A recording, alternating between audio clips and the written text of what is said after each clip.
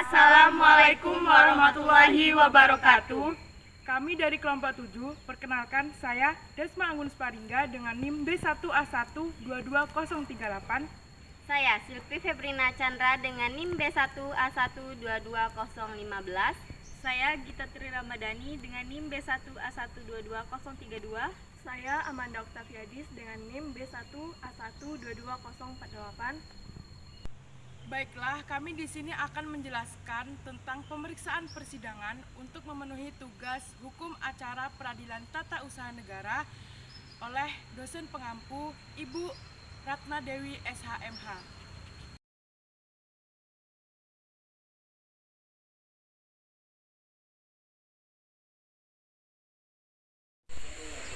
Evi, memangnya Evi, ada berita sengketa tata usaha negara.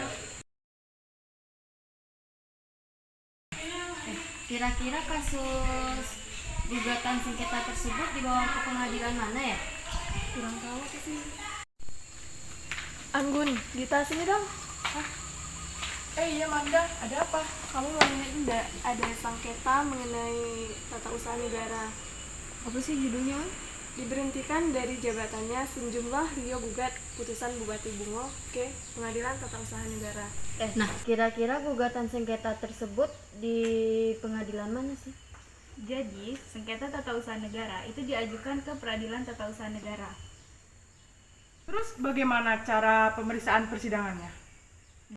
Pada Peradilan Tata Usaha Negara memiliki kekhususan dalam memeriksa sengketa tata usaha negara karena adanya persiapan pendahuluan yang dimana diatur dalam pasal 62 dan pasal 63 Undang-Undang Nomor 51 Tahun 2009 junto Undang-Undang Nomor 9 Tahun 2014 yang mengatur bahwa dalam pemeriksa pendahuluan itu dibagi menjadi dua. Yang pertama itu ada rapat permusyawaratan. Dalam rapat permusyawaratan disebut juga dengan dismissal proses. Diatur dalam pasal 62 yang dimana Ketua Pengadilan Tata Usaha Negara di tingkat pertama berwenang memutus bahwa gugatan yang diajukan sebelum di persidangan dapat dinyatakan tidak diterima atau tidak mempunyai dasar. Hal tersebut bisa saja disebabkan yang pertama yaitu pokok gugatan yang dijadikan sebagai dasar untuk menggugat tidak termasuk wewenang pengadilan. Yang kedua, itu ada syarat-syarat gugatan yang tercantum dalam pasal 56 tidak terpenuhi sekalipun telah diberitahukan. Yang ketiga, gugatan tidak didasarkan dengan alasan-alasan yang layak. Yang keempat, apa yang dituntut sebenarnya telah dipenuhi oleh keputusan tata usaha negara. Yang kelima, gugatan yang diajukan sebelum waktunya atau telah kadaluarsa. Itu ada pemeriksaan persiapan. Sebelum pemeriksaan pokok sengketa, hakim wajib mengesahkan pemeriksaan persiapan untuk melengkapi gugatan yang kurang jelas. Hal ini diatur dalam pasal 63. Pemeriksaan persiapan diadakan mengingat bahwa penggugat pada umumnya adalah warga masyarakat yang berkedudukan lemah dibanding dengan tergugat. Dalam posisi lemah tersebut sangat sulit untuk mendapatkan informasi dan data yang diperlukan dari badan atau pejabat tata usaha negara dalam gugatan. Dalam pemeriksaan persiapan, hakim hendaknya bertindak sebagai pertama, itu sebagai pemberi nasihat bagi penggugat untuk memperbaiki gugatan dan melengkapi data dan informasi yang diperlukan dalam jangka waktu 30 hari. Yang kedua, untuk meminta penjelasan kepada badan atau pejabat tata usaha negara yang bersangkutan. Yang dimana hakim dapat meminta penjelasan kepada badan atau pejabat tata usaha negara bagi kelengkapan data yang diperlukan untuk gugatan. Bila mana penggugat tidak menyempurnakan gugatannya sesuai nasihat hakim dalam jangka waktu 30 hari, maka gugatan tersebut tidak dapat diterima dan tidak ada upaya hukum kecuali dengan gugatan baru. Lalu bagaimana pemeriksaan di tingkat pertamanya? Dalam pemeriksaan dengan acara biasa, pengadilan biasanya memeriksa, memutuskan, dan menyelesaikan sengketa tata usaha negara dengan majelis yang terdiri dari 3 orang hakim dan salah satu di antaranya ditunjuk sebagai ketua sidang. Pengadilan bersidang pada hari yang telah ditentukan dalam surat panggilan, dan untuk keperluan pemeriksaan hakim ketua sidang membuka sidang dan menyatakan sidang terbuka untuk umum. Terus bagaimana pemeriksaan di tingkat banding? Nah, jadi yang dimaksud dengan pemeriksaan tingkat banding adalah suatu proses ulang pemeriksaan oleh instansi kepada pengadilan atasan meliputi fakta, penerapan hukum, dan undang-undang. Banding dapat diajukan jika pihak terkait tidak puas dengan putusan pengadilan tata usaha negara. Pemeriksaan dilakukan oleh majelis hakim maksimal 3 orang.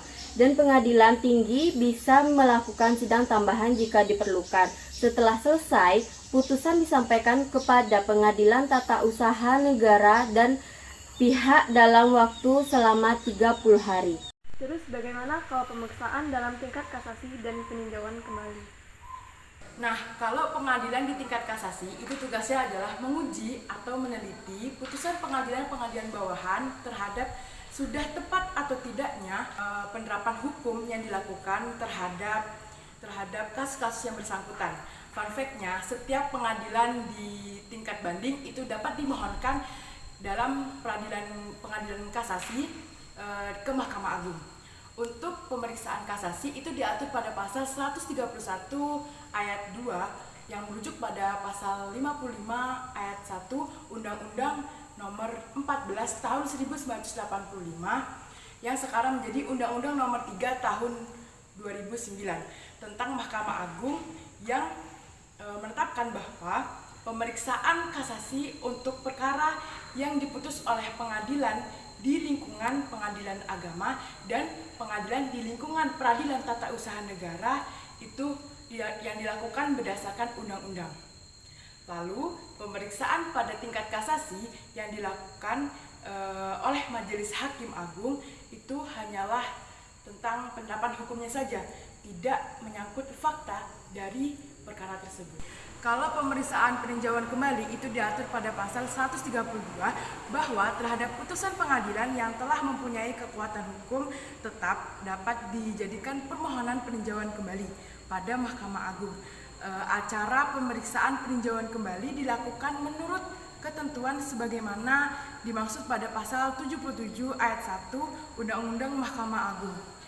Dalam proses pemeriksaan peninjauan kembali, Mahkamah Agung berwenang memerintahkan pengadilan yang telah memutus perkara pada tingkat pertama atau pengadilan tingkat banding. Latar belakang lahirnya peradilan elektronik. Untuk peradilan elektronik dalam era revolusi industri 4.0 ditandai dengan penggunaan jaringan internet yang begitu masif. Implikasinya dapat mendorong pada kehidupan manusia yang sebelumnya konvensional menjadi ke arah yang modern. Disebut sebagai e-court. E-court merupakan suatu instrumen dalam pengadilan sebagai bentuk pelayanan tentang masyarakat dalam hal pendaftaran perkara secara online, pemanggilan secara online, pembiayaan secara online, dan persidangan secara online. Pengadilan Tata Usaha Negara menerapkan peradilan elektronik sejak 2019 berdasarkan Peraturan Mahkamah Agung Nomor 2019. Ini memandu jalannya persidangan elektronik dengan memberikan dasar dan petunjuk. Meskipun membantu dalam manajemen persidangan, Pengadilan Tata Usaha Negara menghadapi tantangan karena kurangnya peralatan pendukung. Ada untungnya kita berbicara secara elektronik. Lebih diuntungkan dari segi waktu, biaya, tenaga, dan birokrasi yang sederhana tentunya. Dengan hanya dari rumah atau tempat kerja, kita sudah dapat melakukan persidangan. Ada perwujudan asas persidangan cepat, sederhana, dan biaya ringan melalui persidangan elektronik. Asas peradilan cepat, sederhana, biaya ringan semakin terwujud dengan adanya peradilan elektronik. Hal ini dikarenakan para pihak melakukan kegiatan dalam proses berperkara dari rumah atau dari tempat lain karena tidak harus datang ke kantor peradilan. Para pihak dapat melakukan pendaftaran perkara melalui e-filing, kemudian pembayaran melalui payment, dan penerimaan panggilan atau pemberitahuan melalui e-summons tanpa harus ke pengadilan. Pada saat persidangan berlangsung, para pihak mengikutinya melalui aplikasi e-court tanpa harus berkunjung ke pengadilan. Sekian dari kami penjelasan dari kelompok 7 yaitu tentang pemeriksaan persidangan. Kami akhiri dengan Wassalamualaikum warahmatullahi wabarakatuh.